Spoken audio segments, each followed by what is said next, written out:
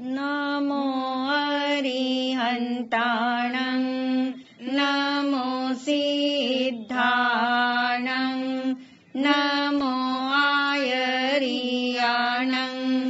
नमो उवज्जायाणं नमो लोये सवसावणं एसो पंच नमोकारो सवपावपनासनो मंगलानं च सवेसिं परमं हवै मंगलम् मंगलानं च सवेसिं परमं हवै मंगलम् निजात्मा को नमो नमो शुद्धात्मा को नमो नमो ध्रुवात्मा को नमो नमो ज्ञानात्मा को नमो नमो सहजात्मा को नमो नमो ज्ञानात्मा को नमो नमो सहजात्मा को नमो नमो आत्मा ही देव है आत्मा ही गुरु है आत्मा ही परम धर्म है आत्मा ही परिपूर्ण है आत्मा ही परम धर्म है आत्मा ही परिपूर्ण है मैं हूँ आत्मा शुद्ध आत्मा को नमन मैं हूँ आत्मा शुद्ध आत्मा की शरण अनंत काल के बाद ये अवसर आया अपने को जानने का मैं शुद्ध आत्मा हूँ ऐसा मानने का निज शुद्ध परमात्म तत्व को पहचानने का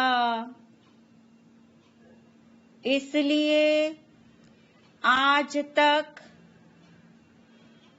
जिसका आश्रय नहीं लिया जिसकी महिमा नहीं जानी जिसकी शरण ग्रहण नहीं की ऐसी निज शुद्ध परमात्मा की शरण ग्रहण करेंगे शरणं शरणं शुद्धात्मा शरणं शरणं शरणं शुद्धात्मा शरणं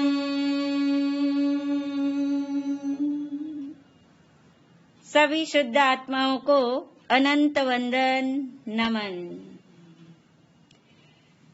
अपने लक्ष्य से कनेक्ट होने के लिए 2 मिनट आंख बंद कर लीजिए। लक्ष्य के प्रति समर्पित हो जाइए। उद्देश्य के प्रति एकाग्रता बहुत गहराई में शांत भाव से अपने लक्ष्य को दोहराइए। मैं शुद्ध आत्मा हूँ ऐसा मुझे निर्णय करना है। मैं शुद्ध आत्मा हूँ, ऐसा मुझे निश्चय करना है। मैं शुद्ध आत्मा हूँ, ऐसा मुझे अनुभव करना है। इस भावधारा के साथ कनेक्ट रहते हुए प्रसन्नता से आंखें खोल सकते हैं और पिछले सेशन की परावर्तना के लिए तत्पर हो जाइए। बहुत प्रसन्न रहते हैं आप, परावर्तना के प्रश्न के उत्तर देने के लिए तैनात भी रहते हैं। तो यही आपकी जो प्रसन्नता है, ये जो उल्लास है, ये जो आपका आह्लाद है, यही आपको आगे गति करा देता है। तो तैयार है सब? महाराज जी आपको परावर्तना के लिए प्रश्न पूछने जा रहे हैं। आज की परावर्तना में वैसे प्रश्न आएंगे जो 3 प्रश्न होंगे। प्रथम 3 प्रश्न true and false with Y और आगे के 3 प्रश्न है वो चिंतनात्मक प्रश्न है। यानी पहले आपको निर्णय करने के लिए महाराज जी अवसर देंगे कि सही और गलत का निर्णय आपने करना है। एक एक प्रश्न आपके सामने आएंगे और सिर्फ निर्णय ही नहीं करना है, आपने उसका क्यों भी बताना है, कारण भी आपने बताना है। और पश्चात चिंतनात्मक प्रश्न आपके सामने आ जाएंगे। तो तैयार है आप? प्रश्न नंबर 1 पहले अच्छे से सुन लेंगे, समझ लेंगे और फिर हाँ। और महाराज जी का विशेष कहना ये है, वैसे तो आप सब फॉलो करते इस बात को, कि जो आंसर देना चाहेगा वो सीधा आंसर शुरू ना कर दे, और एक व्यक्ति दे रहा हो तो दूसरा व्यक्ति देने का प्रयास ना करे, पहले उसका कंप्लीट होने दे और अपना नाम पहले बता करके आप फिर आंसर दे सकते हैं। क्वेश्चन नंबर 1, मैंने शास्त्र को जाना इज इक्वल मैंने शास्त्र के आकार को ज्ञान में जाना। क्या ये आपको प्रश्न, ये जो सेंटेंस है और मैंने शास्त्र को जाना, इसका अर्थ ये हुआ कि मैंने शास्त्र के आकार को ज्ञान में जाना। ये वाक्य ट्रू है या फॉल्स? महाराज हाँ जी उषा जी। महाराज जी मैंने यही गलती करी थी पिछली बार, मैंने शास्त्र को जाना हाँ लेकिन उसका जो आकार है वो ज्ञान नहीं है। ये राइट है कि रॉन्ग है उषा जी? पहले ये निर्णय करिए। रॉन्ग है माँ। रॉन्ग है। अब आप बताइए कि ये क्यों रॉन्ग है? क्योंकि शास्त्र का आकार ज्ञान में नहीं जाता। हाँ, क्योंकि शास्त्र का आकार फिर कहाँ रहता है? शास्त्र में ही रहता। हाँ बिल्कुल सही है, बिल्कुल सही उत्तर है। हाँ जी बिल्कुल सही है। यानी ये समझ में सभी को अच्छे से आ चुका है कि शास्त्र का आकार शास्त्र में है। शास्त्र का आकार जो है वो शास्त्र में है और ज्ञान में नहीं है। इसके अंदर में पक्का जो है विश्वास हो गया कि शास्त्र का आकार किसी भी ज्ञेय का आकार, किसी भी ऑब्जेक्ट का आकार ऑब्जेक्ट में ही है और वो ज्ञान में नहीं है। ये पहले पक्का होना चाहिए। ये ठोस निर्णय इसका होना चाहिए कि सामने मेरे आंखों के सामने जो ऑब्जेक्ट है वो सामने है, उसका आकार उसमें है, उसका आकार मुझ में नहीं है। ये एकदम से विश्वास और एकदम से निर्णय आपको हो चुका है। क्वेश्चन नंबर 2, मुझे मेरी बेटी जानने में आ रही है इज इक्वल बेटी जैसा आकार जानने में आ रहा है। मैं बोलूं महाराज जी? सुनीता। हाँ जी सुनीता जी बोलिए। वाक्य ठीक है कि मुझे बेटी जैसा आकार जानने में आ रहा है। बेटी नहीं जानने में आ रही, बेटी जैसा आकार जानने में आ रहा है। हाँ बिल्कुल राइट है कि बेटी जानने में आ रही है, बाहर व्यवहार में बोला जा रहा है। कथन में तो यही आता है, कहने में तो ऐसा ही आएगा।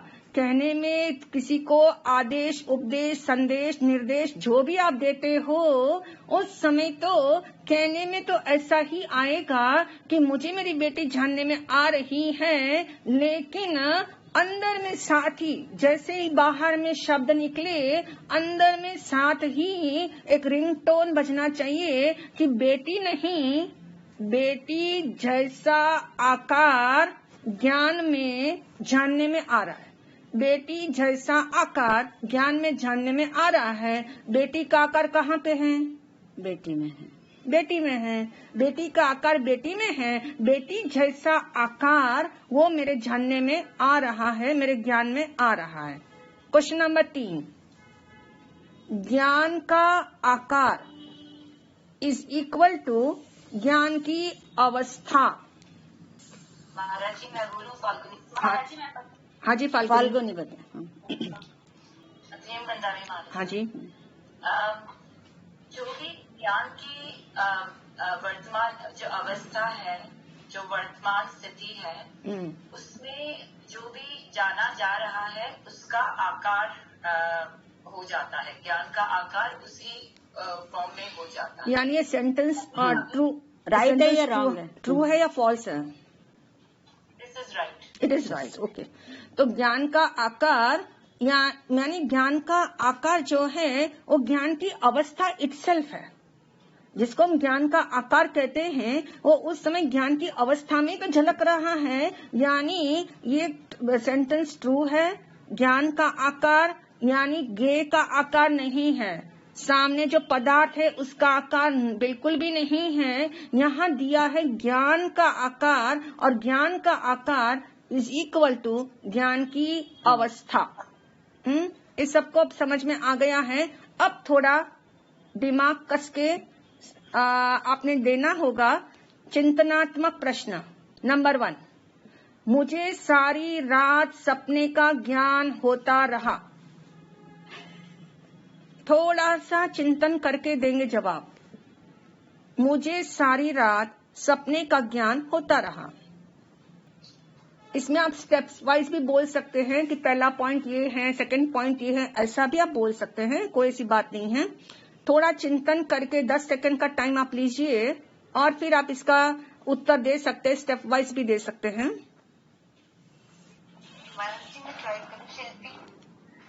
हाँ जी शिल्पी।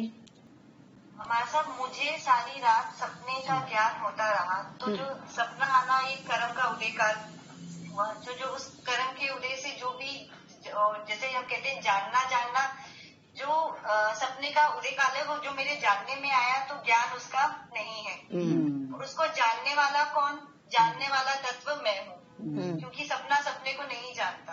अब जो जानना यानी कि जो सपने की झलक पढ़ना, जो सपने की झलक है वो सपने जैसा आकार ज्ञान में, उस ज्ञान की उस समय की अवस्था में, तो वो ज्ञान का ही आकार है। ठीक है, बहुत सुंदर, बहुत संक्षेप में टू दी पॉइंट सारे पॉइंट्स कवर कर लिए। यानी कर्म के उदय से लेकर के ज्ञान की अवस्था तक, यानी उस चिंतन की गहराई तक हमें जाना है, क्योंकि कर्म के उदय से सपने आए ये तो सभी जानते हैं। और उससे जो है कि आज मुझे ऐसा सपना आया, क्यों आया, कितना हम सोचते रहते, पूरा दिन खराब होता है कि ऐसा भयंकर सपना क्यों आ गया, ऐसा तो कभी सोचा ही नहीं था, फिर भी ऐसा सपना क्यों आ गया। यानी सपना ऐसा मुझे क्यों आया, उसके पीछे हम पूरा दिन खराब करते हैं, मूड खराब करते हैं। अब आपको अच्छे से समझ आ गया कि सपना अपने से नहीं आया है, ये सपने का जो सपना आया है ये कौन से कर्म के उदय से आया है? कर्म के उदय से आया है। यानी ये समझ आ गया, कर्म के उदय से सपना आया, परंतु वो सपना जो जानने में आ रहा है, जो सपना जानने में आ रहा है, तो ज्ञान किसका है? सपने का ज्ञान है? नहीं, हाँ, तो जो जानने में आ रहा है ज्ञान उसका नहीं है। ये एकदम क्लियर हो जाए, जो मुझे जानने में आ रहा है उसका ज्ञान नहीं होता। यदि मुझे कंप्यूटर का ज्ञान हुआ और मैंने कहा मुझे कंप्यूटर का ज्ञान हुआ, मुझे कंप्यूटर का ज्ञान हुआ, नहीं, कंप्यूटर का ज्ञान हो ही नहीं सकता, कंप्यूटर को ज्ञान हो ही नहीं सकता। ज्ञान किसको हुआ है? आत्मा को। ज्ञान किसको हुआ है?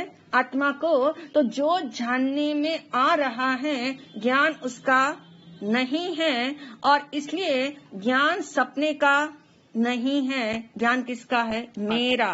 ज्ञान किसका है? मेरा। जो हमारे 4 पॉइंट थे कि ज्ञान किसका है? ज्ञान मेरा है। मैं जानने का कार्य करता हूँ, मैं यानी आत्मा। यानी ये अच्छे से समझ आ गया इस बात को कि मुझे सारी रात सपने का ज्ञान होता रहा, तो जो जानने में आ रहा है ज्ञान उसका नहीं है, और इसलिए ज्ञान सपने का नहीं, ज्ञान मेरा है। नंबर 2, अवस्था रूप ज्ञान में सिद्ध भगवान का स्मरण या चिंतन भी जानने में आ सकता है। महाराज श्री अनिल, मैं बताऊं, मैं ट्राई करूं। अच्छा, हाँ जी अनिल जी बोलिए। प्रणाम महाराज श्री। हाँ जी। क्योंकि जो भी कुछ महाराज श्री जानने में आता है वो अवस्था रूप ज्ञान में ही जानने में आता है। बिल्कुल सही है। तो ये सेंटेंस सही है, और हम जो भी जान रहे हैं वो एक समय की पर्याय में ही जान रहे हैं। और इसलिए मुझे उसमें सिर्फ भगवान का चिंतन मैं कर रहा हूँ, लेकिन वो मेरी पर की स्थिति होगी। और मुझे जो जानना है वो अपने स्वयं की तरफ जाना है, बट अवस्था रूपी ज्ञान में मैं सिर्फ भगवान का चिंतन हो सकता है। हाँ बिल्कुल, बहुत सही उत्तर है। और इस उत्तर को सभी, मेरे ख्याल से जिसको जिसको देने का मन था, इसका उत्तर यही होगा सबका ही, क्योंकि ये इतना स्पष्ट है बात कि यदि जो सिद्ध भगवान का चिंतन, मनन, स्मरण, जाप, भक्ति आदि जितनी क्रियाएं, ये सब जो हैं, ये सब क्या है? ज्ञान में की अवस्था में पढ़ने वाली क्या है? झलक है। ज्ञान की अवस्था में पढ़ने वाली झलक है, और इसलिए समझ आ गया कि जानने वाला जो अवस्था है उसने ये जाना है कि सिद्ध भगवान के स्मरण, सिद्ध भगवान का चिंतन, ये अवस्था रूप ज्ञान में ही जानने में आया हुआ है। नहीं समझ आया हो तो अभी भी सवाल कर सकते हैं, अभी भी शंका का समाधान हो सकता है। जिसको ना समझ आया हो अभी पूछ सकते हैं। क्वेश्चन नंबर 3, ज्ञान के आकार में क्या ज्ञान ही समाया हुआ है? बताओ महाराज जी, मैं बताऊं। जिन्होंने अब तक, नीता जी बोलिए। नीता जी। हाँ, वंदना महाराज जी, ज्ञान का आकार ज्ञान ही है। ठीक, बहुत ठीक है। उत्तर एकदम शॉर्ट एंड स्वीट है कि ज्ञान के आकार में समाया हुआ कौन है? ज्ञान ही है। ज्ञान ही है। इसका मतलब कि आपने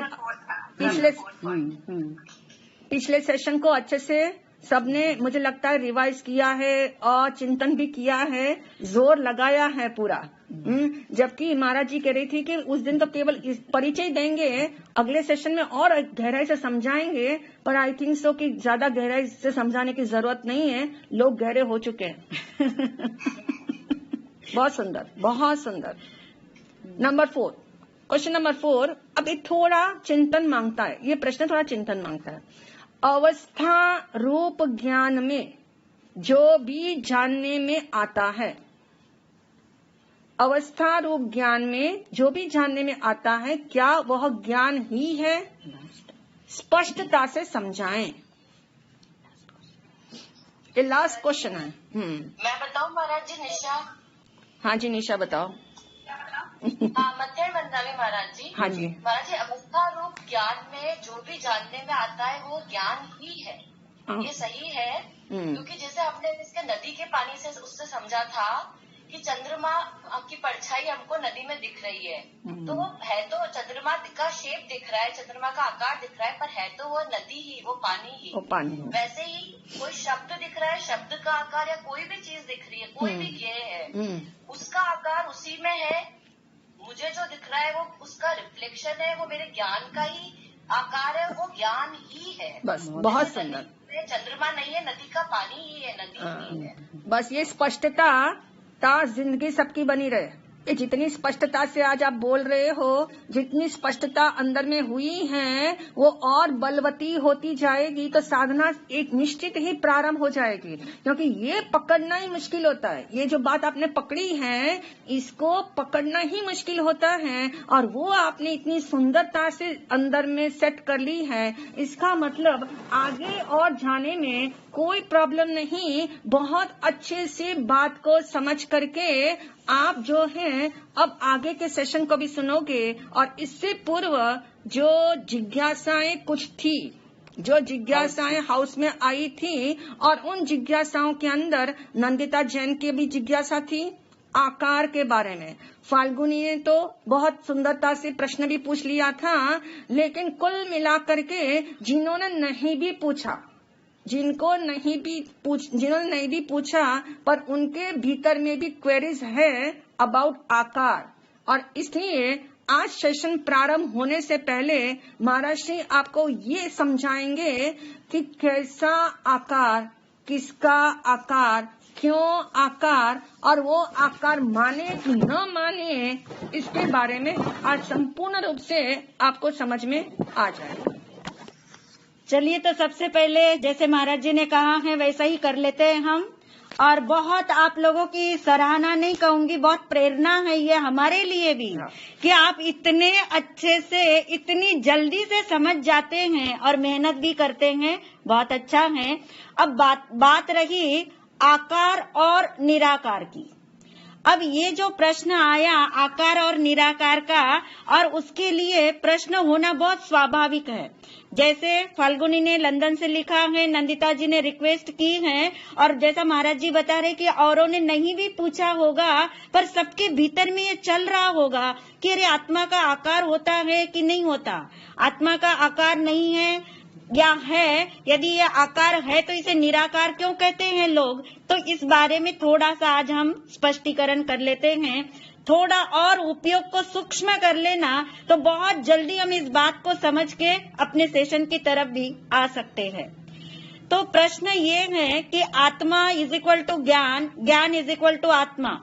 तो चाहे आत्मा का आकार यानी किसका आकार समझेंगे हम, ज्ञान का ही आकार है वो। तो ये आकार आत्मा का आकार या आत्मा निराकार, आपको क्या लगता है, अपने से क्या लगता है?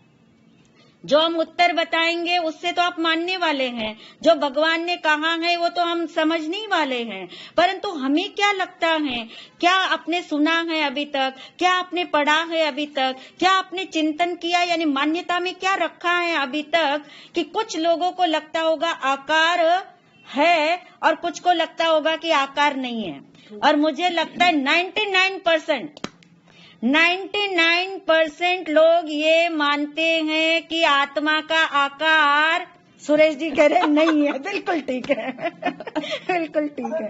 बचपन से सुनते हैं। मैं बताऊं जो मुझे लगता है। हाँ जी, मैं बताऊं। हाँ जी नमिता जी। हाँ जी नमिता जी।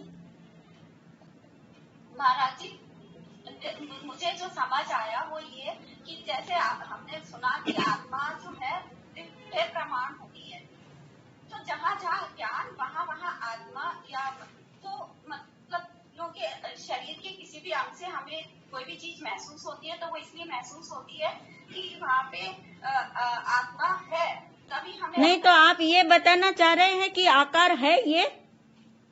हाँ, तो वो मत बताइए। जो लोग ये मान रहे हैं कि निराकार है ना, निराकार मान रहे हैं, आकार है तब तो कोई प्रॉब्लम ही नहीं है, परंतु निराकार मानने में कई जगह शंकाएं क्यों उठती। जैसे फाल्गुनी ने लिखा कि जो प्रतिक्रमण, गुजरातियों का जो प्रतिक्रमण होता है उसमें खामना चलते हैं, जैसे आपके यहाँ वंदना चलती है, खामना बोलते हैं, 5 पदों की वंदना समझ लीजिए।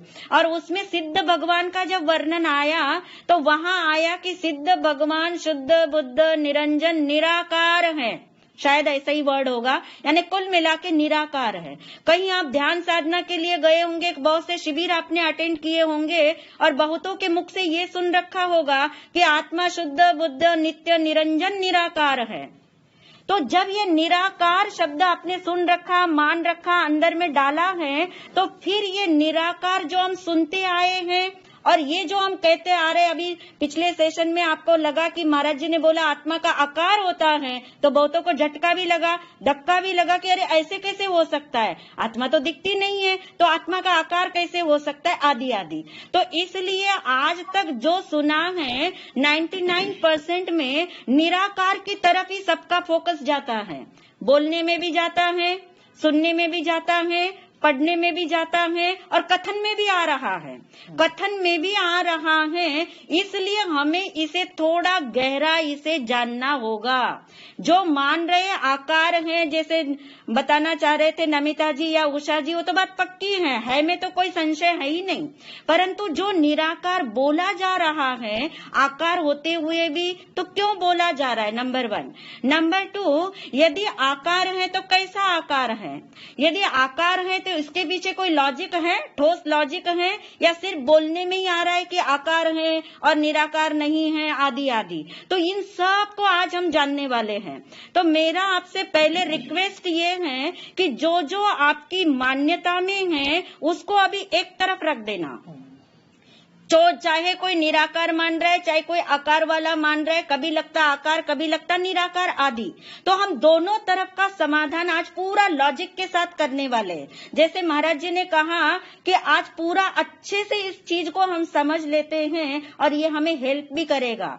क्योंकि कनिका को लग रहा था कि अरे ये आकार और निराकार में इतने लोग क्यों कंफ्यूज हो रहे होंगे, क्योंकि हाउस में क्वेश्चन आ रहे होंगे, तो उसे लग रहा था कि ऐसा क्यों हो रहा है, क्या पर्पस है इसे इतना जानने का, वो भी हमें आज के दिन समझ आ जाएगा। तो अब हम चलते हैं कि आत्मा का आकार और आत्मा निराकार में आत्मा का आकार है पे अब चिंतन कर रहे हैं। हम समझ रहे, इसे सिद्धांत से भी समझेंगे, नियम से भी समझेंगे। और क्वेश्चन आपके लिए डाल दिया गया है कि आत्मा का आकार है या नहीं है, और यदि आत्मा का आकार है तो उसे निराकार क्यों कहा। जो अब तक का हमारा हुआ है उसका समअप ये क्वेश्चन है। क्वेश्चन पे ध्यान देंगे तो आंसर आपको बहुत अच्छे से समझ आ जाएगा कि चर्चा हम कर रहे, चिंतन हम कर रहे आकार है या नहीं। और अभी है वाला चिंतन करेंगे पहले, तब आपको सारी शंकाएं निर्मूल हो जाएगी। यदि आत्मा का आकार है तो उसे निराकार क्यों कहते, वो भी बाद में हमें पता लग जाएगा। तो एक सिद्धांत याद रखना है, सिद्धांत से चलते हैं हम, क्योंकि ये हमारी अपनी बात नहीं है, अपनी बात नहीं है, ये सिद्धांत है, ये सिद्धांत है, ये नियम है, ये जिनवाणी की घोषणा है। सिद्धांत और नियम क्या कहता है? सिद्धांत और नियम ये कहता है कि प्रत्येक वस्तु का आकार होता है।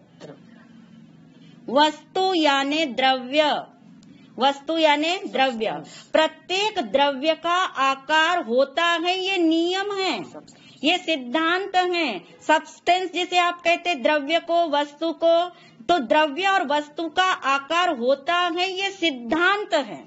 अब सिर्फ आत्मा ही नहीं है यहाँ पे, द्रव्य आपको पता है, जिन्हें थोड़ा बहुत मालूम होगा वे जानते होंगे, जैसे जीव द्रव्य है, ऐसे पुद्गल भी एक द्रव्य है। इसके अलावा 4 द्रव्य और होते हैं, धर्मास्तिकाय, धर्मास्तिकाय, आकाशास्तिकाय और काल। तो यदि आपको नहीं भी मालूम इन द्रव्यों के नाम, तो भी नियम तो याद रख लेना। नियम क्या है कि जितनी भी वस्तु, वस्तु यानी यहाँ पे वस्तु यानी द्रव्य, वस्तु यानी वस्तुओं के अलग अलग नाम नहीं, पदार्थ नहीं अलग अलग वाले जिसे हम वस्तु के नाम से जान रहे, वो नहीं, वस्तु यानी द्रव्य। तो वस्तु जिसे हम पहचानते हैं वो एक पुद्गल द्रव्य हो गया। ऐसे वस्तु में जीव द्रव्य भी है और वस्तु में ये 4 द्रव्य भी है, तो जीव द्रव्य यानी आत्मा हो गया। तो जितनी भी वस्तुएं हैं यानी 6 द्रव्य हैं, तो उन 6 द्रव्य का आकार है, ये सिद्धांत कहता है, ये नियम है कि जिसका अस्तित्व होता है, अस्तित्व यानी सत्ता, सत्ता यानी एग्जिस्टेंस, जिसका भी एग्जिस्टेंस है, जिसकी भी सत्ता है, तो उसका अपना क्या होता है, एक आकार होता है। सबसे पहला लॉजिक, सबसे पहला नियम हम ये जान लेते हैं। तो अब हम और थोड़ा इसे गहरा कर सकते हैं कि यदि वस्तु का आकार होता है तो वो वस्तु का आकार किस कारण से होता है, क्योंकि सिद्धांत के अंदर लॉजिक होते हैं। सिद्धांत ऐसे बने बनाए नहीं होते, हर एक के पीछे लॉजिक है। तो क्या लॉजिक है इसका, कैसे समझे कि प्रत्येक द्रव्य का या प्रत्येक वस्तु का आकार होता है? तो कहते हैं प्रत्येक द्रव्य के अंदर अनंत गुण है। द्रव्य का मतलब ही क्या, सिर्फ आत्मा में ही अनंत गुण नहीं है, कुदगल में भी अनंत गुण है, यानी प्रत्येक द्रव्य अनंत गुणों का घनपिंड ही होता है। तो वो जो द्रव्य है, जो वस्तु है जिसमें अनंत गुण है, उन अनंत गुणों में दो पार्ट होते हैं, दो तरह के पार्ट है समझने के लिए। एक है सामान्य गुण होते हैं और कुछ विशेष गुण होते हैं। सामान्य गुण का मतलब जो सभी द्रव्यों में होते हैं, सामान्य का मतलब कॉमन, जो 6 की 6 द्रव्य में होते हैं, जो प्रत्येक वस्तु में होते हैं, उसे सामान्य गुण बोलते हैं। और विशेष गुण का मतलब है कि जो जिसमें है उसके अलावा दूसरे में नहीं है। जैसे ज्ञान गुण विशेष हुआ कि सामान्य हुआ आत्मा का ज्ञान गुण?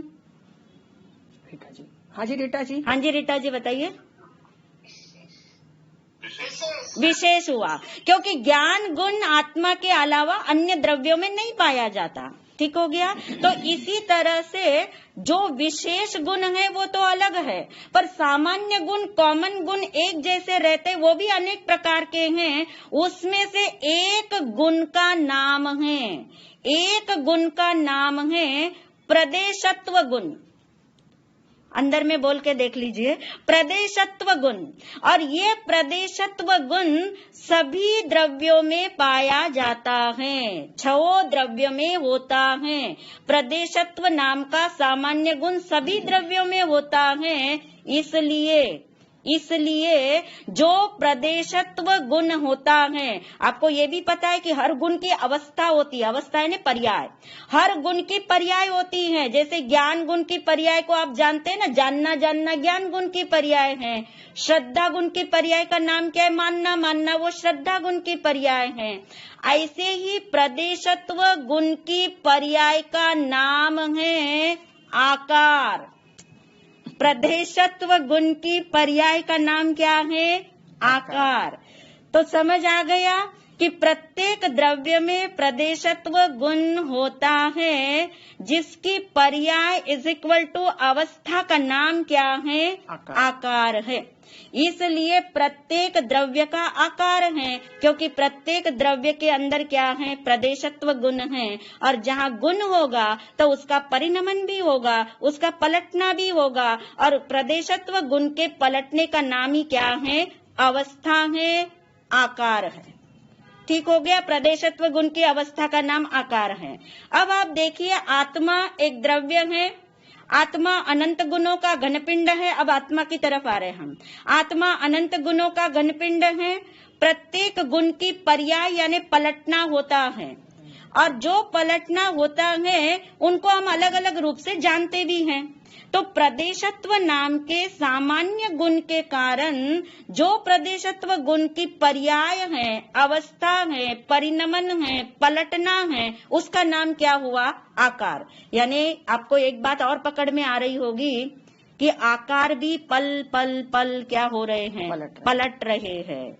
अब किसका? आत्मा का आकार है, क्योंकि ये नियम है। क्यों है? क्योंकि गुण है उसके अंदर, कौन सा? प्रदेशत्व गुण। वो आकार पलट क्यों रहा है हर समय? क्योंकि प्रदेशत्व गुण का जो पर्याय है प्रदेशत्व गुण की, वो उसकी जो अवस्था है उसी का नाम क्या है? आकार है। यहाँ तक सबको समझ आ रहा है? इसमें किसी को कोई शंका हो रही हो, कोई शब्द न समझ आ रहा हो, कहीं हम फास्ट हो गए हो, तो आप हमें अभी पूछ सकते हैं, फिर हम और आगे जाने वाले हैं। जी क्वेश्चन है। हाँ जी बोलिए। आत्मा का जो आकार है, जैसे आप कहते हैं कि आकार भी अवस्था में जैसे चेंज होता रहता है, हाँ। क्या ये ज्ञान के आकार की अवस्था की, ज्ञान का आकार की अवस्था का चेंज बता रहे हैं, या एक्चुअल फिजिकल फॉर्म के चेंज की बात? मतलब देखो कनिका, आत्मा इज इक्वल टू क्या है? आत्मा का स्वरूप क्या है? ज्ञान। तो अगर हम ज्ञान की बात करें तो भी आत्मा की बात है, और आत्मा के आकार की बात करें तो वो ज्ञानाकारी है, ज्ञान का ही आकार है ना? तो स्वरूप की बात कर रहे हैं। अब तुम जो पूछना चाह रही है फिजिकल से, मुझे नहीं समझ आया, फिजिकल से क्या अभिप्राय है? देहाकार देह की बात कर रही है। कोई शेप होता है जैसे राउंड शेप या कोई स्क्वायर शेप, ऐसी कोई शेप? हाँ। आकार के पॉइंट ऑफ व्यू से ठीक बात है, यानी का हाँ ठीक बात है।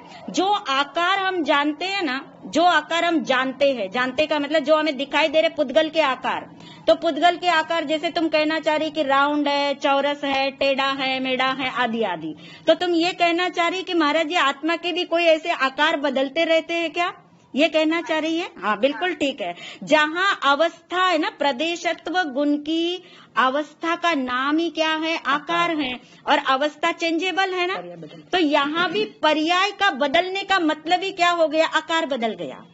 पर्याय के बदलने का मतलब ही क्या हो गया? आकार बदल गया। ये और आगे आपको आएगा, अच्छे से समझ आएगा। बहुत अच्छा क्वेश्चन है, अंदर में बनाए रखना इस क्वेश्चन को, और जहाँ उत्तर आ जाएगा वह हमें बता देना कि इसका उत्तर मुझे अब आ गया। अब इसके अंदर ये समझना है कि जो रूपी चीजें होती, जो दिखती है ना हमें, जिसमें रंग है, गंध है, रस है, स्पर्श है, तो उनके आकार हमें जल्दी से समझ आ जाते क्योंकि वो दृश्य है, वो दिख रहे हैं हमें। परंतु जो अरूपी होता है उसका आकार नहीं होता, ये दिमाग से अभी निकाल दीजिए, ये भ्रम को गला दीजिए। जिन्होंने यदि ये पकड़ के रखा होगा कि आत्मा तो अरूपी है और अरूपी का तो आकार होता नहीं है, इसलिए वो निराकार है, तो ये भ्रम गला देना। कैसे गलाओगे भ्रम? क्योंकि ये सिद्धांत है, ये नियम है, हमारे कहने से नहीं गलाना है, समझ से और भगवान की वाणी से, कि प्रदेशत्व नाम का गुण सभी द्रव्य में है, इसलिए सब द्रव्यों का आकार है, क्योंकि प्रदेशत्व गुण की पर्याय यानी अवस्था का नाम ही आकार है, और पर्याय पलट रही है, इसलिए आकार का भी क्या हो रहा है? पलटना हो रहा है। ठीक है, अभी तक हम इतना समझ चुके हैं। अब हम आगे जा रहे हैं ताकि कनिका वाला प्रश्न भी या वैसा प्रश्न किसी के भीतर होगा तो उन्हें भी समझ आ जाएगा। अब प्रश्न होगा आकार है, चलो ये मान लिया सबने आपने इस बात को। किसी ने अभी भी नहीं मानने में आया हो तो पूछ सकते हैं, पर अब ये मान्यता पक्की रखना है, निर्णय पक्का रखना, अपना निर्णय पक्का रख लेना, ताकि ये चीज हमें आत्मा अनुभव के लिए भी काम आने वाली है। जो पर्पस पूछ रही थी ना कनिका, ये आकार निराकार का पर्पस क्या है, ये पर्पस भी समझ आ जाएगा अभी हमें। तो ये आत्मा का आकार है, ये हमने मान लिया, तो ये आकार कैसा है? अब कैसे में जा रहे हैं, ये आकार कैसा है?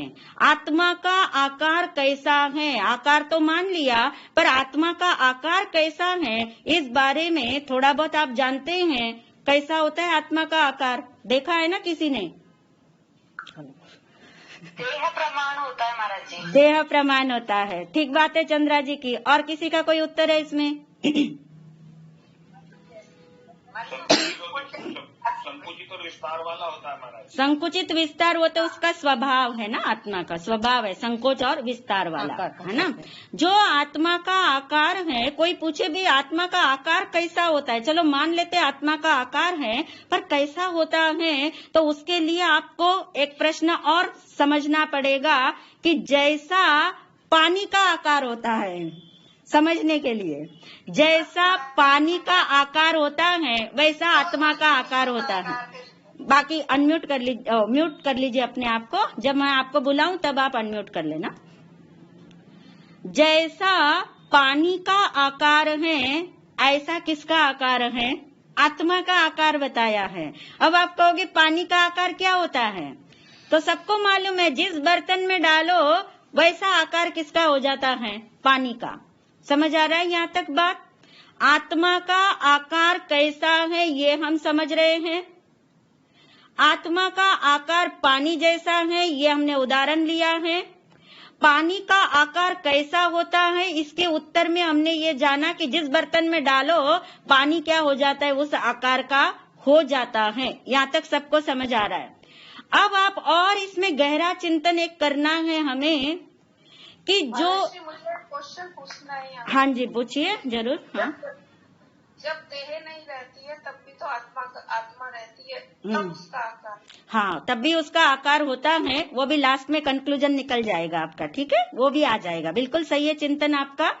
परंतु यदि पहले हम समझ लेते हैं कि आत्मा का आकार कैसा होता है, तो सिद्ध परमात्मा का भी आकार होगा कि नहीं होगा, वो भी आपकी कंफ्यूजन और जो आपका प्रश्न है उषा जी का बहुत अच्छा है, उसका भी उत्तर हमें मिल जाएगा। तो अब हम क्या कर रहे हैं कि उसका आकार समझने की कोशिश कर रहे हैं कि आत्मा का आकार कैसा है। तो पानी के आकार जैसा है, पानी का आकार कैसा है, जिस बर्तन में डालो वैसा है, तो वैसा है, यहाँ तक ठीक है। तो आत्मा का भी आकार जिस शरीर में आत्मा चला जाता है वैसा हो जाता है। जैसे पानी जिस बर्तन में चला गया, जिस बर्तन में चला गया, तो उस बर्तन जैसा आकार किसका हो गया? पानी का कैसा आकार हो गया? उस बर्तन जैसा हो गया। तो आत्मा यदि यहाँ से चींटी के शरीर में चला गया तो उसका आकार कैसा हो गया? आत्मा का आकार चींटी जैसा।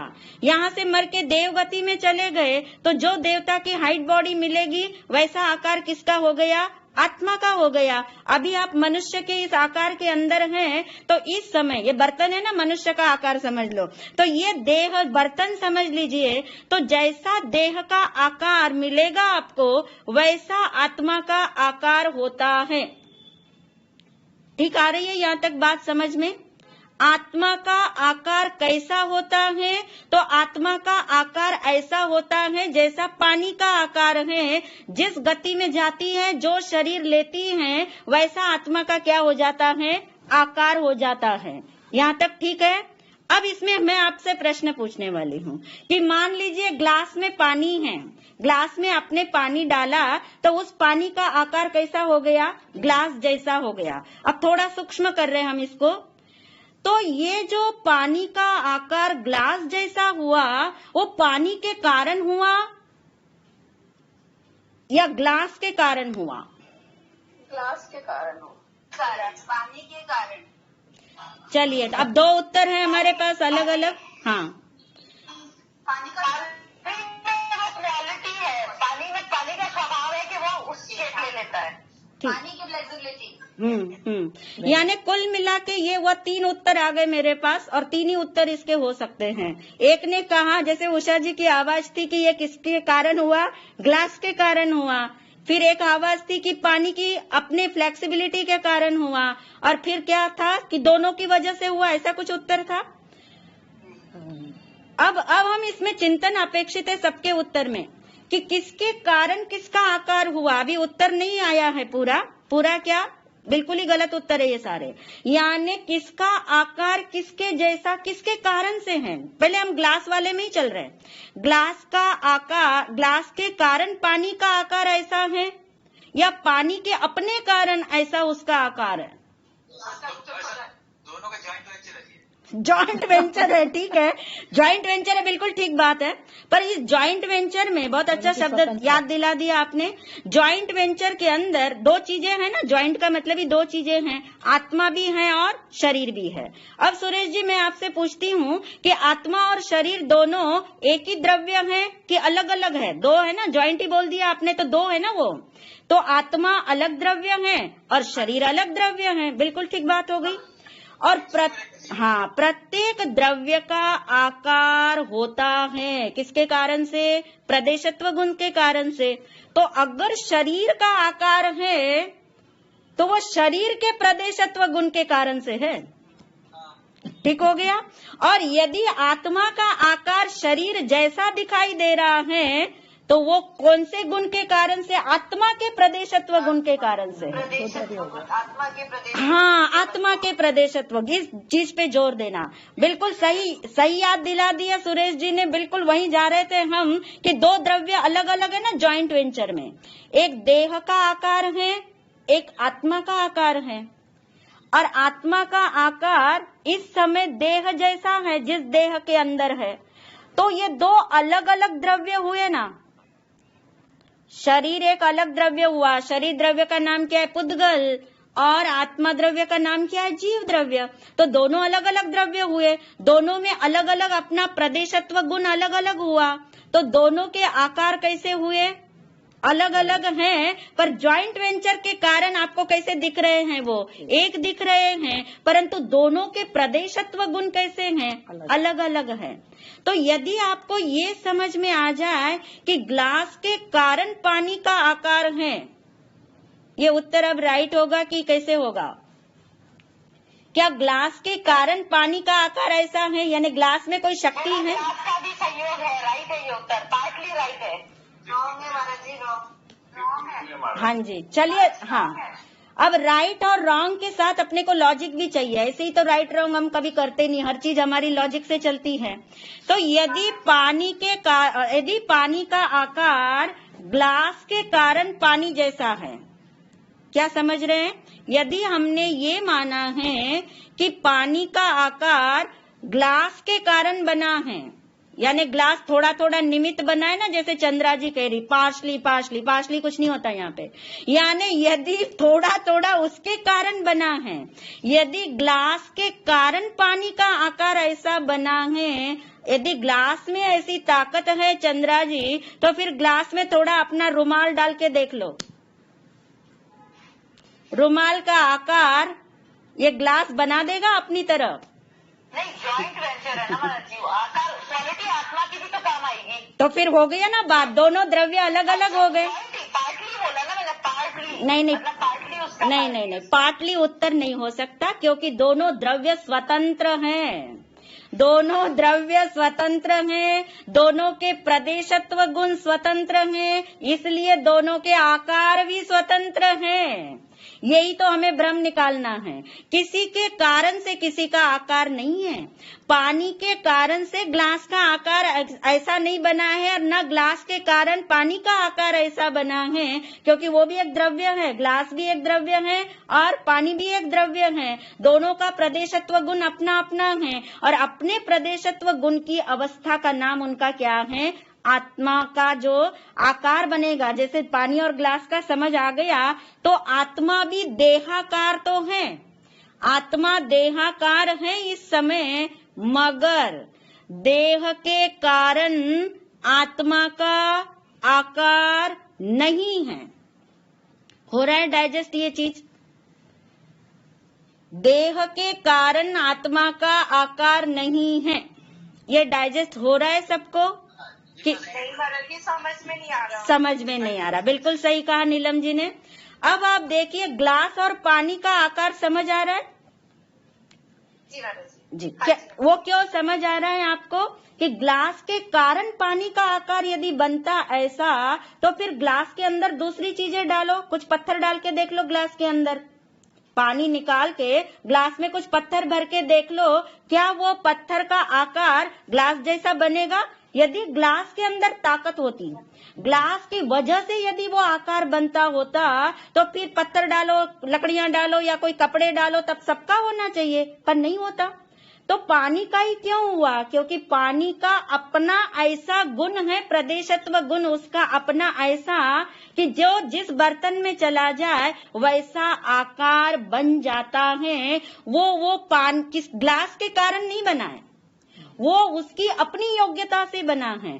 पानी की अपनी फ्लेक्सिबिलिटी शब्द दिया था किसी ने, तो वो उसकी योग्यता ही तो है, वो उसकी अपनी योग्यता के कारण से बना है। ग्लास का आकार ग्लास की योग्यता है, पानी का आकार पानी की योग्यता है, दोनों संयोग में है इस समय, दोनों संयोग में है, परंतु किसी के कारण किसी का आकार नहीं बना है। और यदि ऐसा मान लेंगे तो फिर आगे जाके गड़बड़ होने वाली, कौन सी गड़बड़ होगी वो भी हम बता देंगे। पर पहले ये समझ, हाँ नीलम जी, आपको ये वाली ग्लास वाली बात समझ आ रही है? हाँ जी महाराज जी, हाँ, समझ आ गई। ऐसे अब हम देह की तरफ जाए कि देह को मान लो ग्लास और पानी को मान लो आत्मा, और फिर आप घटा के देख लो कि देह के कारण आत्मा का आकार नहीं है। यदि ऐसा मानेंगे तो एक गड़बड़ होने वाली, अगर जो ऐसा मान लेंगे तो, क्योंकि आत्मा तो बिना देह की भी होती है ना, तो फिर उसका आकार तो तभी तक रहेगा जब तक देह है। यदि देह के कारण उसका आकार मान लेंगे तो फिर क्या हो जाएगी? गड़बड़ हो जाएगी। तो अभी हमें इतना समझ लेना है कि आत्मा देहाकार है, ये करेक्ट है, देहाकार है। आत्मा देहाकार है। आत्मा का आकार कैसा है? तो आत्मा देहाकार है। पर हमने सूक्ष्म करके क्या समझ लिया कि देह के कारण आत्मा का आकार नहीं है। जैसे ग्लास के कारण पानी का आकार वैसा नहीं बना है। पानी का अपना फ्लेक्सिबिलिटी है, उसका अपना प्रदेशत्व गुण है, उसकी अपनी योग्यता है और उसकी अपनी अवस्था है। और ग्लास यदि बनाने वाला होता, कारण का मतलब क्या है? यदि ग्लास किसी का आकार अपने जैसा बना सकता होता तो फिर कुछ भी डालो ग्लास के अंदर, क्यों नहीं बन रहा? तो इसका मतलब ग्लास ने पानी का भी आकार वैसा नहीं बनाया। यही तो भ्रम है, यही तो भ्रम है। यदि हम देहाकार हैं पर देह के कारण आत्मा का आकार नहीं है, देह के अंदर रहते हुए, देह के साथ रहते हुए भी दोनों द्रव्य अलग अलग हैं, दोनों का प्रदेशत्व गुण अपना अपना है, तो दोनों के आकार भी क्या हैं? अपने हैं। यानी आत्मा देहाकार है मगर देह के कारण आत्मा का आकार नहीं है। यहाँ तक समझ आ रहा है सबको? इसमें कोई प्रश्न है तो पूछ सकते हैं। इसका स्वतंत्र सत्ता कह सकते हैं? बिल्कुल बिल्कुल, स्वतंत्र सत्ता है ही, यही नहीं मानने है ही। पर ये जॉइंट वेंचर में हम भूल जाते हैं, जॉइंट वेंचर में हम भूल जाते हैं। और जो दिखाई देता है, देहाकार दिखाई दे रहा है ना, देह बाहर में दिखाई दे रहा है, तो हम समझ लेते हैं कि देह के कारण से ऐसा आकार बना है, कारण से नहीं बना है। सबका अपना क्या है? गुण, पर्याय, द्रव्य सब अलग अलग होते हैं। ठीक हो गया? अब आत्मा का, हाँ जी बोलिए। प्रदेशत्व का अर्थ वो हो जाएगा एरिया? नहीं, प्रदेशत्व तो गुण का नाम है। अब ज्ञान जैसे गुण का नाम है, दर्शन एक गुण का नाम है, चारित्र एक गुण का नाम है, ऐसे प्रदेशत्व एक सामान्य गुण का नाम है। तो जिसका मतलब एरिया, प्रदेश का मतलब ही वो प्रदेशत्व गुण ही ऐसा है जिसकी पर्याय से आकार क्या होते हैं? बदलते हैं। ठीक हो गया? अब ये है कि आत्मा का आकार है, ये समझ आ गया। आत्मा का आकार देहाकार है, यहाँ तक समझ आ गया। अब इसको और थोड़ा सा गहरा हम करते हैं, और ये भी स्टेटमेंट याद रख लेना, प्रत्येक द्रव्य का आकार अपने प्रदेशत्व गुण के कारण है, इसलिए अरूपी का भी आकार होता है। जो हमारे दिमाग में होता है ना, जो दृश्य होगा, जिसका रंग होगा, जिसकी स्मेल होगी, या जिसका कोई स्पर्श होगा, उसी का क्या हो सकता है? आकार। तो ये भ्रम भी गला देना कि अरूपी का आकार नहीं होता, अरूपी का भी क्या होता है? आकार होता है। अब आत्मा देहाकार है, यहाँ तक समझ आ गया? अब थोड़ा और गहरा करने वाले हैं, नहीं समझ आया तो यहीं पूछ लेना। आत्मा देहाकार है और देह के कारण उसका आकार नहीं है, यहाँ तक हमने समझ लिया। अब आत्मा देहाकार होते हुए भी, अब एक वाक्य बोल रही हूं, उसको आप समझने की कोशिश करना। आत्मा देहाकार होते हुए भी ज्ञानाकार है। सही बोला हमने? राइट है, सही है ना?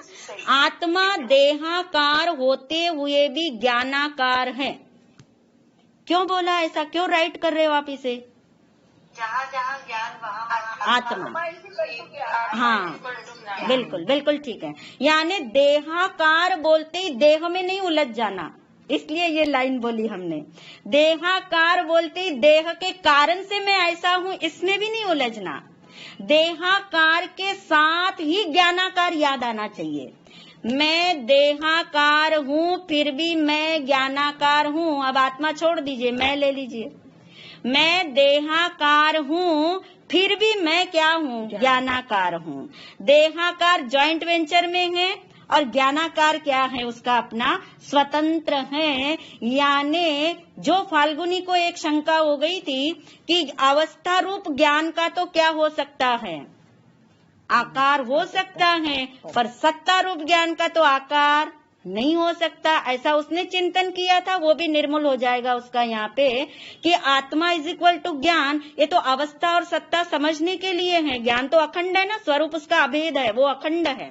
तो वो जो अखंड है, वो जो अभेद है, तो उसमें सत्ता और अवस्था में ऐसे भेद नहीं कर सकते कि एक का आकार है और एक का आकार नहीं है, क्योंकि प्रदेशत्व गुण तो समुचा है, यानी पूरी आत्मा का वो गुण है और उसकी अवस्था, उसकी पर्याय का नाम ही क्या है?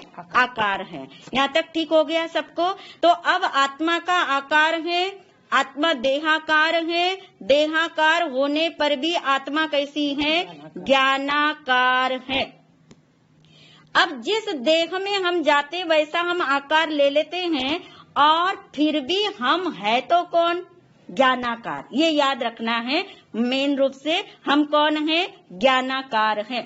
अब आकार के बारे में इतना सबको क्लियर हो रहा है? जितने बातें बताई गई उसमें से कोई बात अटक रही हो किसी को डाइजेस्ट होने में, बाद में तो आप रिकॉर्डिंग सुन के तो इसे पक्का कर लोगे, परंतु समझ के तौर पे यदि कुछ अटकता हो तो अभी पूछ ले, ताकि हम आगे जाके देखेंगे कि फिर ये लोग निराकार निराकार क्यों कहते जा रहे इसे। पारस साहब, हाँ जी, हाँ जी, बोलो। कुछ पूछना चाहती हूँ पारस साहब। जरूर। जैसे हमने ये बोला कि फिर हम ये क्यों बोलते हैं, मतलब यहाँ थोड़ी उलझन आ रही है कि देह आत्मा देह प्रमाण की हाँ, हाँ, जब शरीर का अपना प्रदेशत्व गुण है, बिल्कुल, उसके कारण आत्मा, उसका आकार हाँ, है, हाँ, और हाँ, आत्मा का अपना प्रदेशत्व गुण है, उसके कारण उसका आकार है। बहुत सुंदर। यही क्यों बोलना है कि देह प्रमाण, देह प्रमाण है, फिर बोलने की ये जरूरत ही क्या? बिल्कुल बिल्कुल सुंदर प्रश्न उठाया तुमने, और बहुत अच्छा प्रश्न है ये, क्योंकि देह प्रमाण, प्रमाण का मतलब ही क्या होता है? देहाकार।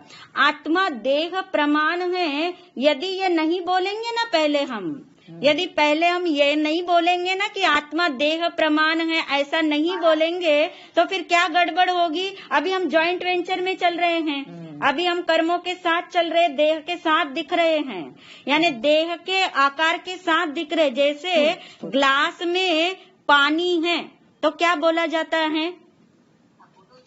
पानी का ग्लास बोला जाता है इसको, या कांच का ग्लास बोला जाता है? एनी बताओ। पानी में नहीं, ग्लास में पानी, हाँ नहीं, ग्लास में पानी है, एक कांच का ग्लास है, उसके अंदर पानी है, और एक व्यक्ति आया और उसने कहा ये पानी का ग्लास मुझे पकड़ाना। बाकी लोग अपने आप को अनम्यूट रखें। उसने कहा कि ये पानी का ग्लास मुझे पकड़ा दो, तो ग्लास क्या पानी का है क्या? ग्लास तो कांच का है ना। अब आपको यदि किसी ने कहा कि एनी ये पानी का ग्लास पकड़ा दो, तो आप कहोगे नहीं, पानी का ग्लास मैं कैसे पकड़ाऊंगी, मैं तो तुम्हें कांच का ग्लास पकड़ाऊंगी। तो बोलने की भाषा और समझने की भाषा में अंतर होता है। यही व्यवहार और निश्चय का कथन होता है। बात तुमने बिल्कुल सही सुंदर तरीके से उठाई है, बहुत सुंदर उठाई है कि यदि ऐसा है तो देह प्रमाण क्यों बोला जा रहा है। मैं तो ये ना बोलूं मैं ज्ञान प्रमाण हूँ। यदि मैं शुद्ध आत्मा हूँ यानी, तो फिर तुम सब जगह तो ये नहीं बोल सकते ना मैं शुद्ध आत्मा हूँ। कोई आपको सिग्नेचर करना है चेक के ऊपर और फिर आप कहोगे कि मैं शुद्ध आत्मा हूँ, कहीं मैं तो सिग्नेचर करूंगी, तो नहीं चलता, क्योंकि जॉइंट वेंचर में चल रहे हो। तो इसी तरह से मैं देह प्रमाण हूँ, ये बोलने से एकदम से पता लग गया कि जैसे पानी के ग्लास के अंदर पानी है, तो वो पानी का ग्लास है, भले वो कांच का है, भले वो कांच का ग्लास है, परंतु माना तो क्या जाता है इसके अंदर क्या है? पानी है। ऐसी ये देह जो है ग्लास है, तो देह प्रमाण बोलने से उस ग्लास की तरफ ही ध्यान जाएगा ना। आपके घर में इतने सारे और स्टील के, चांदी के, इसके उसके ग्लास है, पर वो जो ग्लास में पानी है वो कांच के ग्लास की तरफ ही आपका फोकस जाएगा। ऐसी देह प्रमाण बोलने पर आप अन्य देहों से हट करके अन्य देह से, अन्य शरीरों से हट करके अपने शरीर की तरफ ही देखोगे कि मेरा आकार मेरे देह प्रमाण है, यानी अपनी तरफ आओगे। इसलिए पहले नंबर पे तो क्या बोलना पड़ेगा? आत्मा देहाकार है, आत्मा देह प्रमाण है। परंतु ये तो बोलने की भाषा हो गई, मानने की भाषा कौन सी हुई? मानने की समझ कौन सी हुई? कि आत्मा देह प्रमाण होते हुए भी देह के कारण उसका आकार नहीं है, देह की वजह से वो यहाँ पे नहीं है, तो वो ज्ञान प्रमाण है। जहाँ पर ज्ञान है वहीं पर क्या है? आत्मा है। इसलिए कथन के लिए पहले देह प्रमाण, और कथन यदि व्यवहार के कथन नहीं करो तो बहुत गड़बड़ है इसके अंदर। व्यवहार के कथन न करो तो बहुत गड़बड़ है। आपके बेटे को आपको अपना बेटा कहना ही पड़ेगा।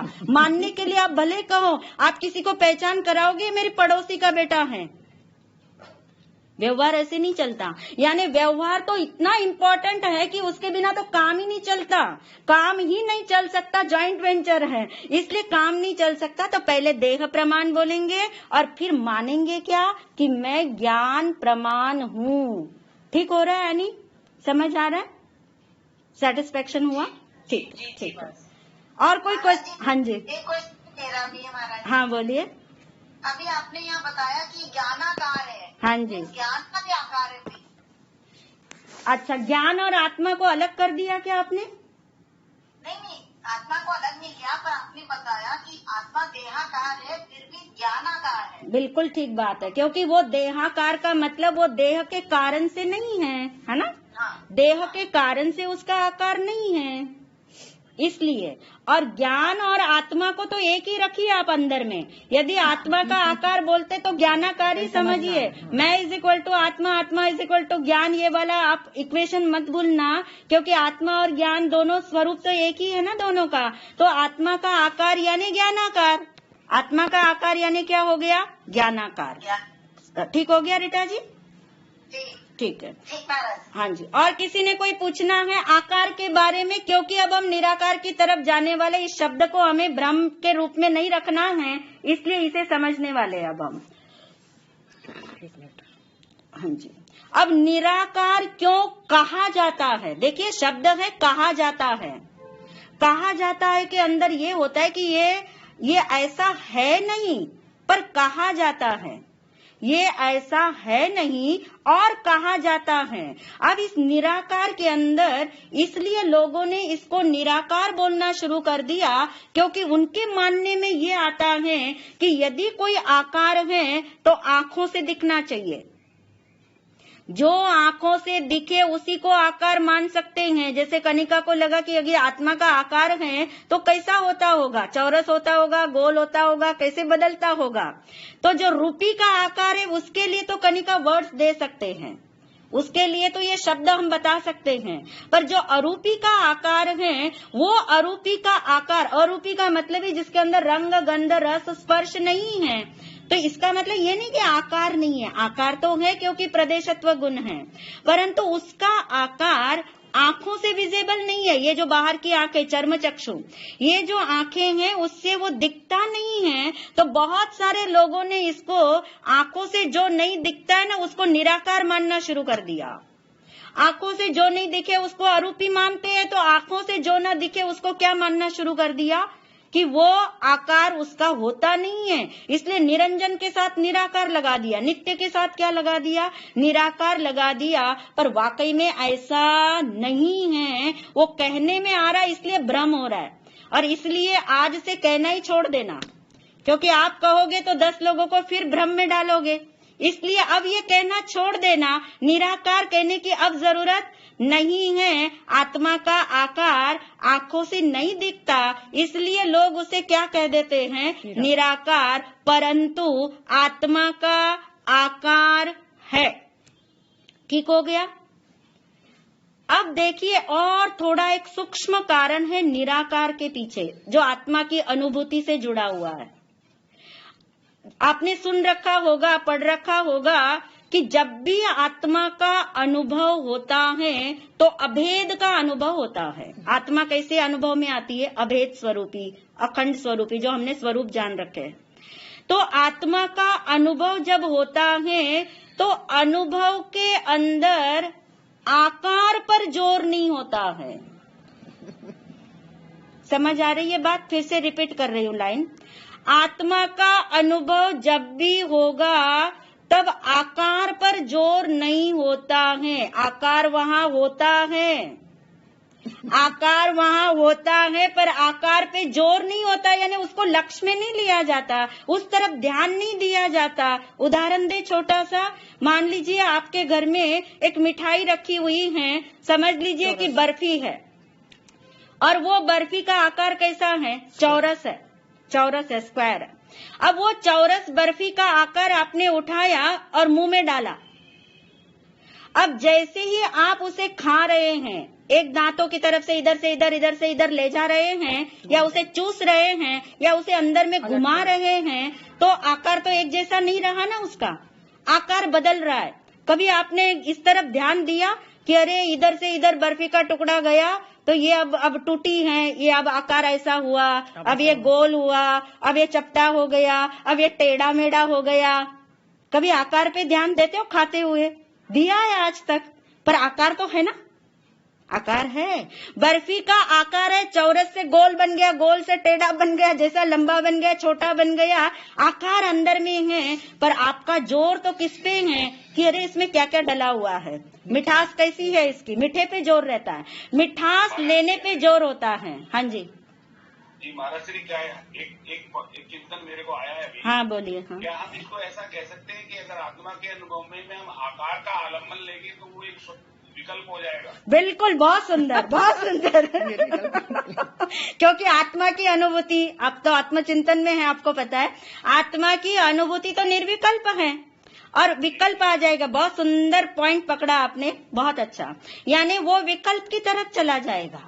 जहाँ आत्मा के आकार की कल्पना में लगोगे ना, तो आपको रस नहीं आएगा ना, मिठाई का जो खा रहे हो वो रस नहीं आएगा। फिर आप आकारों में चले गए, अब कौन सा बना, अब कौन सा बना। तो इसीलिए जब भी आत्मा की अनुभूति होती है तो अभेद होती है, और वहां पे आकार के ऊपर जोर नहीं होता, आकार वहां होता है। ऐसे नहीं कि कोई निराकार आत्मा का अनुभव हो रहा है, ये भी गलत है। आत्मा का अनुभव निराकार नहीं है, निर्विकल्प है, निराकार नहीं है। आत्मा की अनुभूति निर्विकल्प होती है, निराकार नहीं होती, ये ध्यान में रख लेना। क्योंकि यदि आकार के ऊपर जोर होगा तो अनुभूति होगी नहीं। तो इसलिए भी हो सकता है ये शब्द ऐसा कहा जाता हो कि लोग आत्मा के आकारों की कल्पना में न लग जाए। कैसा होगा आकार, आत्मा की अनुभूति होगी तो ये आकार किस तरह का होगा, आत्मा के प्रदेश किस तरह से चलेंगे, कैसे पलटेंगे, इन विकल्पों में न लग जाए लोग, इसलिए कहा जाता होगा। शायद ये हम सोच रहे हैं कि इसे निराकार कह देते होंगे, परंतु आकार होता है, इसलिए आत्मा को निराकार मत कहना, क्योंकि देखिए वो उसका वैभव है, आत्मा का वैभव है। यदि कोई आप बोल दो कि आत्मा तो ज्ञान वाली नहीं है, या आत्मा जानना नहीं करती है, तो कितना बड़ा आत्मा का अपमान हो गया ना वो, यदि मानने में भी आ गया। यदि आपने आत्मा को निराकार कह दिया, यानी आत्मा के प्रदेशत्व गुण का तो हमने क्या कर दिया, सम्मान नहीं किया, तो क्या कर दिया, अपमान कर दिया। और इसलिए आत्मा को निराकार यदि कोई कहता भी होगा तो आप उसका भाव पकड़ना, आप उसको कहने मत जाना, बहस करने मत जाना, तुम झूठ बोल रहे हो, गलत बोल रहे हो, ऐसा नहीं है। आप सही समझ लेना, आप सही समझ लेना कि इनका बोलने का मतलब ये होगा कि ये आत्मा आंखों से नहीं दिखती है ना, इसलिए ये बोलते होंगे निराकार है, पर आत्मा का तो आकार है, और आत्मा अनुभव में आएगी तब भी आकार वहाँ मौजूद होगा, परंतु आकार पे जोर नहीं होगा। और इसलिए हो सकता है निराकार कहते होंगे, परंतु कहने से ही तो ये भ्रांतियां बनी हैं, जहाँ हमें पूरा सेशन इस पे लगाना पड़ गया कि ये आत्मा का आकार होता है और आत्मा निराकार नहीं है। पर कोई बात नहीं, सेशन पूरा लग गया, महाराज जी की भावना थी इसे डिटेल से समझा दिया जाए, ताकि भ्रांतियां हमारी गल जाए और हमें ये चीज अच्छे से समझ आ जाए। अब लास्ट प्रश्न है जो उषा जी को डाउट हुआ था कि सिद्ध भगवान का आकार है या नहीं, क्योंकि सिद्ध भगवान का तो देह तो है नहीं, ये तो सबको पता है। और अभी हमने बोला कि देहाकार आत्मा होती है, और फिर हमने बोला ज्ञानाकार होती है, और देह के कारण देह का आकार नहीं है, ये आपको पता लग गया। तो क्या सिद्ध भगवान का भी आकार होगा कि नहीं होगा? नहीं होगा, नहीं होगा। ज्ञानाकार है। कौन नहीं कहेगा? तब भी है। 1 मिनट में ना वालों को ले लेती हूँ, हाँ वालों पे तो मुझे विश्वास हो गया। ना की आवाज 2-3 आई थी, जिनकी भी वो मुझे बता दे नाम अपने, कि जिन्होंने बोला किस एंगल से बोला, क्योंकि उनका भी स्वागत है उनके चिंतन का। सिद्ध भगवान का भी आकार है, तो उन्होंने कहा कि नहीं है, तो उनके पास कोई और लॉजिक है जो समझने जैसा होगा। हाँ जी, किसने बोला था? मैंने बोला था महाराज, पारुल। हाँ जी पारुल, कोई लॉजिक है आपके पास? हाँ जी, मैंने मेरा ऐसी सोच थी कि हाँ। आत्मा तो निराकारी है। हाँ। तो उस हिसाब से मैंने कहा सिद्धात्मा तो सब निराकारी है। तो तुम अभी तक मैंने कहा कि उनका कोई रूप नहीं है। रूप होना अलग बात है पारुल, और आकार होना अलग बात है। रूप के अंदर तो रंग, गंध, रस, स्पर्श होते हैं, और आत्मा तो अरूपी ही है। चाहे सिद्ध परमात्मा की आत्मा या हमारी आत्मा, सबकी आत्मा अरूपी है। पर ऐसा तो नहीं है कि अरूपी का आकार नहीं होता। अभी तक जो हम रटते आए ना, आत्मा निराकार है, निराकार है, यही तो भ्रम हमने गलाना है। हमें यही तो आत्मा के प्रदेशत्व गुण का सम्मान करना है कि आत्मा का आकार है, पर वो अनुभव के समय उस पर जोर नहीं होता। वो बात बिल्कुल पक्की है। ठीक हो गया? तो और किसी का भी नाम था ना के अंदर, उनका कोई लॉजिक हो तो उनका भी सुन लेते हैं। हाँ जी, हाँ तो पारुल, हम ये बताने जा रहे थे कि आत्मा का आकार है, ये आपको मानने में आ गया ना? बस ऐसे आकार में बेसिकली क्या जो भ्रम आता है कि उसके डायमेंशन होती है और वजन होता है। हाँ। किसी भी चीज का आकार में डायमेंशन और वजन होगा। बिल्कुल। तो इस केस में आत्मा का क्या डायमेंशन हो सकता है या वजन भी नहीं होता इसमें? मतलब हाँ, पता नहीं है। जो डायमेंशन और वजन बात कर रहे हैं ना आप, वो रूपी चीजों की कर रहे हैं। आत्मा अरूपी है, आत्मा अरूपी है, पर उसका प्रदेशत्व गुण है। आत्मा अरूपी है, इसलिए आत्मा के असंख्यात प्रदेश होते हैं। ये आपने सुन रखा होगा। आत्मा के असंख्यात प्रदेश होते हुए भी अखंड है आत्मा।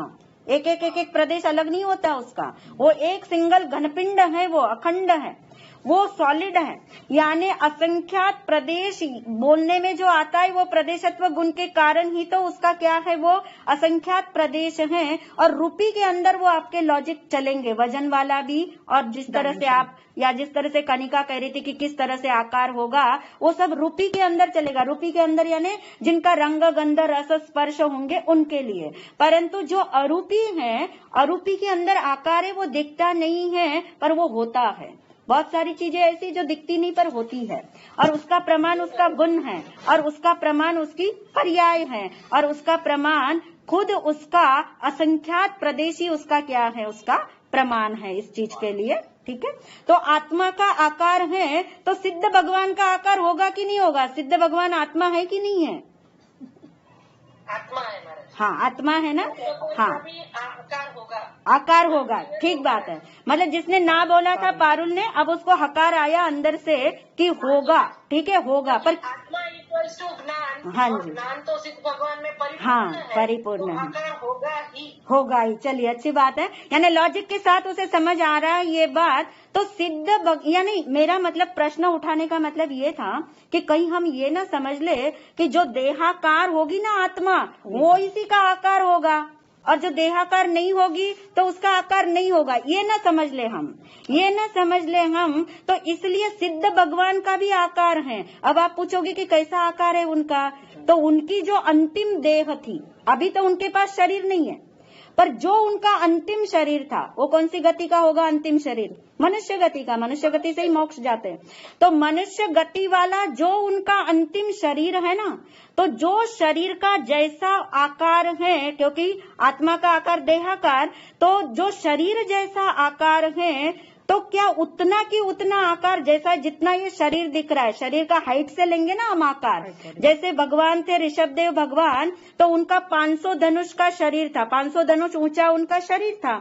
तो जब वो मोक्ष में पधारे, जब वो मोक्ष में गए, शरीर का आकार तो यही छूट गया, शरीर यही छूट गया, और जो आत्मा देह प्रमाण थी, तो क्या उनके जो आत्म प्रदेश जो निकले, यानी जो आत्मा उनकी मोक्ष में सिद्धालय में गई, तो जितना आकार उसका यहाँ देह के रूप में था उससे थोड़ा कम हो जाता है, उससे थोड़ा कम हो जाता। आपने पढ़ रखा होगा कि 500 धनुष का जो आकार था सिद्ध ऋषभदेव भगवान का, तो वो 333 धनुष जितना रह गया।